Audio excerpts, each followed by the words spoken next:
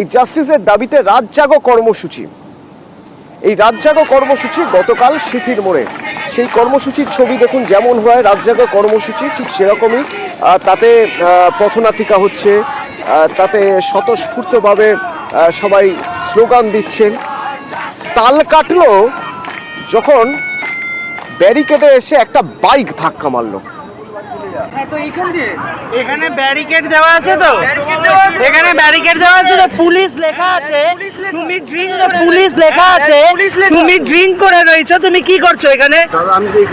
এখানে এতগুলো মেয়ে রয়েছে দেখতে পাচ্ছ, এখানে দেখতে পাচ্ছ কিসের জন্য আমরা এসেছি? আমরা ছেলে খেলা করতে আসিনি নিশ্চয়ই। যদি আজকে কারোর এখন ড্রিঙ্ক করে তুমি গাড়ি যে চালাচ্ছ পুলিশ লেখা অবস্থায় এই জায়গায়, তখন কি হতো? কি ক্ষমা করবো? এখানে তো ক্ষমা করে করে আজকে এই জায়গায় এসছে। আজকে এই যে নাম্বারটা এইটা, আর আজকে ক্ষমা গাড়িতে পুলিশ লেখা, সিভিক ভলান্টিয়ার হেলমেটটা পরেছেন বটে, তবে মত্ত অবস্থায় রয়েছে, ক্ষমা চাইছেন। এবং যারা সেখানে ছিলেন তারা বলছেন ক্ষমা করে করে তো আজ এই জায়গায় দাঁড়িয়েছে, ক্ষমা কিসের? আজ একটা অঘটন ঘটে গেলে কে দায়ী থাকতো?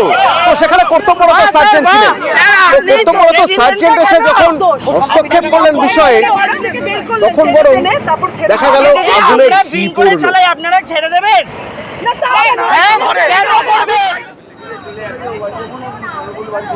তার বিরুদ্ধে অভিযোগ তিনি সিম্পলি ছেড়ে দিলেন সিভিক ভলান্টিয়ারকে। তো তাদের বিরুদ্ধে নিশ্চয়ই কড়া পদক্ষেপ হচ্ছে, সেই কড়া পদক্ষেপের ব্যাপারে জানবো। তবে তার আগে খুব সংক্ষেপে আগে একটু বিশ্বজিতের সঙ্গে কথা বলে জেনে নেব। বিশ্বজিৎ, কাল কখনকার ঘটনা এবং ওইখানে যে কর্তব্যরত সার্জেন্ট ছিলেন তার ভূমিকা কি ছিল, কি হয়েছিল?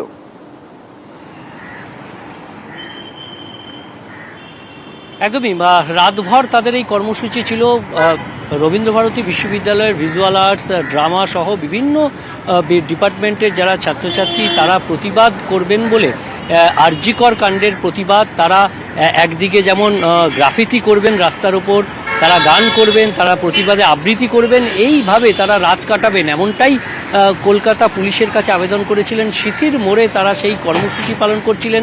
12টার পর থেকে তাদের এই কর্মসূচি শুরু হয়ে যায় এবং 4টে পর্যন্ত তাদের এই কর্মসূচি ছিল। ঠিক 3টে বাজে তখন এই ঘটনা ঘটে এবং তারপর থেকে সমস্ত অনুষ্ঠানের তাল কেটে যায়। এবং সেই সিভিক ভলেন্টিয়ার যিনি মদ্যপ অবস্থায় ছিলেন এবং তিনি পুলিশ লেখা একটি বাইকে করে আসছিলেন, তার সেই বাইক আটকে যখন সেই প্রতিবাদীরা ঘিরে ধরে, তখন সার্জেন্ট চলে আসেন এবং কর্তব্যরত সেই সার্জেন্ট যখন চলে আসেন তখন সার্জেন্টের কাছে তারা প্রতিবাদ জানান, কিন্তু সার্জেন্ট কৌশলে সেই সিভিক ভলেন্টিয়ারকে পালিয়ে যেতে সাহায্য করেন।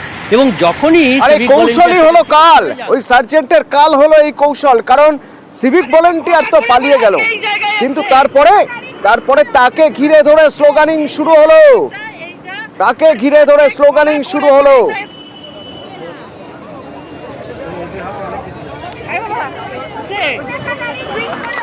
স্লোগান চলছে সার্জেন্টকে ঘিরে। সার্জেন্ট ব্যর্থ, সার্জেন্ট যদি সেই সময় ওই কীর্তি, অন্তত যিনি ওই কীর্তি করেছেন তাকে আটক করতেন তাহলে এটা হতো না।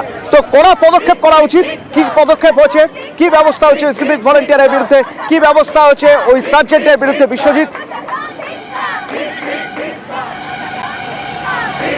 একদমই এভাবেই সার্জেন্টকে ঘিরে ধরে রাখে প্রতিবাদীরা এবং তারপর প্রায় ঘটনা ঘটার 3টে বাজে তখন ঘটনা ঘটেছে। তারপর থেকে প্রায় 5 ঘন্টা, 5.5 ঘন্টা, 8:30 নাগাদ তখন কলকাতা পুলিশের পক্ষ থেকে, তার আগে অনেকবার কাশীপুর থানা এবং সিটি থানা থেকে পুলিশ আধিকারিকরা গেছেন, বোঝানোর চেষ্টা করেছেন, প্রকৌশলে তাদেরকে বাঁচানোর চেষ্টা করেছেন এই সিভিক ভলেন্টিয়ারকে, কিন্তু প্রতিবাদীরা অনড় থাকায় শেষ পর্যন্ত কলকাতা পুলিশ বাধ্য হয় এফআইআর নিতে।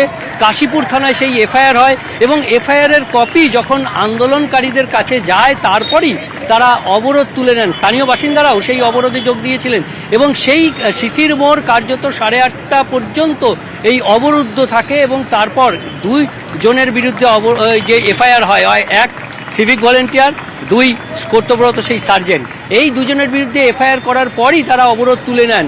ইতিমধ্যেই জানা গেছে কলকাতা পুলিশ সূত্রে যে সেই সার্জেন্ট, সেই সিভিক ভলেন্টিয়ার যিনি সিথি থানায় এলাকায় কর্মরত, যেহেতু কাশীপুর থানা এলাকায় ঘটনাটি ঘটেছে তাই কাশীপুর থানায় তাকে অ্যারেস্ট করা হয়েছে, তাকে আদালতে পেশ করা হবে আজ। কিন্তু কলকাতা পুলিশ তাকে বরখাস্ত করেছে। সিটি থানায় তিনি যে কাজ করতেন সেই কাজ থেকে বরখাস্ত করা হয়েছে এবং সার্জেন্টের বিরুদ্ধে যে অভিযোগ এসেছে তার বিরুদ্ধেও অভিযোগপত্র নিয়েছে এবং ডিপার্টমেন্টাল এনকোয়ারি কলকাতা পুলিশের যে বিভাগীয় তদন্ত, সেই বিভাগীয় তদন্ত শুরু হয়েছে।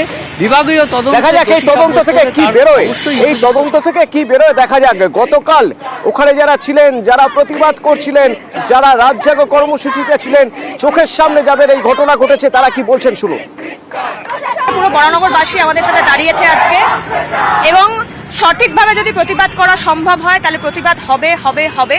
এবং শেষ পর্যন্ত আমি এটা খালি বুঝতে পারি না যে সব সিভিক ভলেন্টিয়ারই মদ্যপ, সব সিভিক ভলেন্টিয়ারই অভব্য আচরণ করে মহিলাদের প্রতি, এবং পুলিশের সিভিক ভলেন্টিয়ার, মদ্যপ সিভিক ভলেন্টিয়ারের প্রতি এত যে কিসের ভালোবাসা এটাই আমি বুঝতে পারি না। এটা আরজিকর কাণ্ডেও আমরা দেখছি, এখানেও আমরা দেখছি, সব ক্ষেত্রে পুলিশের ভীষণ ভালোবাসা, মদ্যপ সিভিক ভলেন্টিয়ারদের প্রতি ভীষণ ভালোবাসা। একজন ড্রাঙ্ক বাইক রাইডার, তার বাইকের সামনে পুলিশ লেখা, সে এই ব্যারিকেড করা রাস্তাটার মধ্যে দিয়ে ঢুকে একটা ব্যারিকেডে ধাক্কা মেরে দেন। আমরা ওখানটাতে বসে লিখছিলাম, আমরা যে কজন ছিলাম গিয়ে দাঁড়ালাম, ঘেরাও করলাম। উনি নিজে আমাদের বলছেন যে ক্ষমা করে দিন, ভুল হয়ে গেছে, ছেড়ে দিন, এই কথাগুলো উনি বলছিলেন, কিন্তু উনি বলার মতো পরিস্থিতিতেও ছিলেন। অন ডিউটি সিভিক হোক, পুলিশ হোক, যেই হোক, সে ড্রাঙ্ক কন্ডিশনে ডিউটি করছিল। হঠাৎ করে এই পুলিশ ওখানে আসেন, এসে বলেন যে আচ্ছা আমরা বাইকটাকে ব্যারিকেডটা ক্রস করে রেখে দিচ্ছি, রেখে দিয়ে আপনারা কথা বলুন। এই বাইকটা ব্যারিকেডটা ক্রস করাতে গিয়ে উনি ওনাকে কমপ্লিটলি পালাতে সাহায্য করেন।